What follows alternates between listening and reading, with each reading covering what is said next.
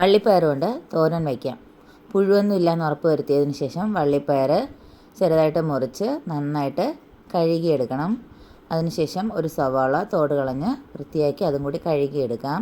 ഇനി നമുക്ക് ഇത് രണ്ടും വളരെ ചെറുതായിട്ട് അരിഞ്ഞെടുക്കാം. പയറും സവാളയും വളരെ ചെറുതായിട്ട് കുനുകുന അരിഞ്ഞെടുത്തിട്ടുണ്ട്. ഇനി ഒരു ചീനിച്ചട്ടി അടുപ്പിലേക്ക് വയ്ക്കാം. ചീനിച്ചട്ടി ചൂടാകുമ്പോൾ വെളിച്ചെണ്ണ ഒഴിച്ച് കടുക് പൊട്ടിക്കാം, കറിവേപ്പില ഇടാം. അരിഞ്ഞു വെച്ചിരിക്കുന്ന പയറും സവാളയും ചേർത്ത് നന്നായിട്ട് ഇളക്കി യോജിപ്പിച്ചതിന് ശേഷം ഉപ്പ് ചേർത്ത് അടച്ചു വെച്ച് വേവിക്കാം. വെന്ത് വരുന്ന നേരം കൊണ്ട് അരപ്പ് തയ്യാറാക്കാം.